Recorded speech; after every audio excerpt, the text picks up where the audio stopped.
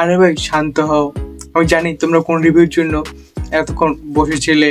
অনেকেই বলছো যে ভাই ওই কেডামাটার রিভিউ কই। তো তাদেরকে একটা বড় সিক্রেট কথা বলে রাখি যে ভাই বড়সড় কেডামা দেখতে ভালো মতো সময় লাগে। দুপুর থেকে শুরু করে রাত পর্যন্ত শেষ করা যায় না। তাই তাড়াহুড়ো করে ভুয়ো রিভিউ না দিয়ে আরামসে পুরোটা দেখে কাল সকালেই তোমাদের জন্য দারুণ একটা তড়কা ভাজা রিভিউ নিয়ে হাজির হয়ে যাব। তো একটু ধৈর্য রাখো। তবে আজকের আসল টপিক অন্য জায়গায়। নেটফ্লিক্স থেকে এক নতুন এবং চমৎকার ও গরমাল এসেছে যার নাম ডিজায়ার। থাম্বনেলে বা নাম শুনে অনেকের চোখ হয়তো কপালে উঠে গিয়েছে। তো এই সিনেমাটা কি আসলে তোমাদের মন জয় করতে পারবে, নাকি শুধু টাইম পাস? আর ফ্যামিলির সাথে এটা কি দেখা যাবে? এই সব কিছু নিয়ে আজকে আমরা কথা বলবো। তো ভিডিওটা শেষ পর্যন্ত দেখতে থাকো। কথা না বাড়িয়ে সিনেমার নামটি আরেকবার বলে দিচ্ছি। এর নাম হলো ডিজায়ার, যা সরাসরি নেটফ্লিক্সে প্ল্যাটফর্মে পেয়ে যাবে। এনিটাইম ভার্সনে থাকায় আলাদা করে সাবটাইটেল পড়ার কষ্ট করতে হবে না। রান টাইম মাত্র 1.5 ঘন্টা, বেশ ঝটফট করে শেষ করে ফেলা যাবে। তবে প্লিজ ভুল করেও ফ্যামিলির সাথে দেখার কথা ভাববে না। কেন বলছি, তার ছবিটা দেখতে শুরু করলেই হারে হারে টের পাবে। সিনেমার সম্বন্ধে যদি তোমাদের একটু বলি, তবে দেখবে এটা সে চিরপরিচিত পরকীয়া ও মার্ডার মিস্ট্রির গতানুগতিক ছাঁচে গড়ে ওঠা এক সুখী পরিবার, স্বামী স্ত্রী আর 2 সন্তান।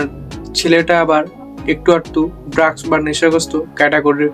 তো সমস্যা হলো যে স্বামী স্ত্রীর সাংসারিক ও দাম্পত্য জীবন একদমই স্মুথ বা রোমান্টিক চলছে না। দুজনের মধ্যে সে আগের মতো উষ্ণতা যেন উধাও। এখন কথা হলো, ঘরের খাবার যখন আর মন ভরছে না, তখন মানুষ তো বাইরের ফাস্টফুড খুঁজতে বেরোবে, তাই না? ব্যাস, আমাদের ঘরে সে লেডি যখন এক রাতে মনের সুখে বাইরে বের হলেন, তখনই তার দেখা এক তরুণ যুবকের সাথে। এরপর তাদের বিলাসবহুল গাড়ির অন্দরে যা যা কাণ্ড কারখানা ঘটলো সেটা তো বলার অপেক্ষা রাখে না। এই ঘটনার পর থেকে শুরু হয় আসল টুইস্ট ও ঝঞ্ঝাট। এবার আসি আসল বিচারে। সিনেমাটা কি আদৌ দেখার মতো? দেখো ভাই, খুব পরিষ্কার কথায় বলে রাখি, এটি একটি পিওর টাইম পাস সিনেমা। এর মধ্যে প্রচুর হট এবং বোল্ড সিনস ভরে দেওয়া হয়েছে, যা হয়তো এই ধরনের কন্টেন্ট পছন্দ করা দর্শকদের বেশ গরম রাখবে। কিন্তু ওই হট সিনগুলোর বাদ দিলে সিনেমার বাকি গল্পটা ভীষণ সাদামাটা। মেকার্সরা অবশ্যই সিনেমার শেষ দিকে বা ক্লাইম্যাক্সে ছোটোখাটো কিছু টুইস্ট বা চমৎকার দেওয়ার চেষ্টা করেছেন, যে একটু হলেও নতুন লাগার কথা। কিন্তু যারা নিয়মিত এই ধরনের থ্রিলার বা অ্যাডাল্ট কন্টেন্ট কনজিউম করেন, তারা শুরুতেই বুঝে যাবেন যে এরপর কী হতে চলেছে। তা সত্ত্বেও সিনেমার ক্যামেরা ওয়ার্ক, কিছু চমৎকার শট এবং ব্যাকগ্রাউন্ড মিউজিক বেশ ভালো লেভেলের। ডাইরেক্টর খুব সুন্দরভাবে মুভমেন্টগুলোকে ফুটিয়ে তোলার চেষ্টা করেছে।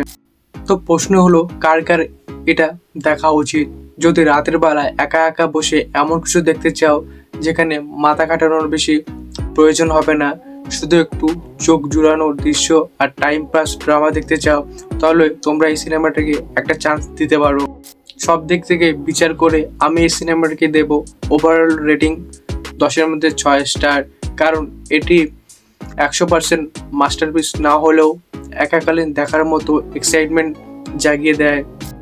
এখন তোমাদের বেলা, তোমরা কে কে এই সিনেমাটিকে অলরেডি দেখে ফেলেছো, আর ওই হট ও বোল্ড সিনগুলোতে তোমাদের কতটা ভালো লেগেছে তা অবশ্যই কমেন্ট বক্সে জানাও।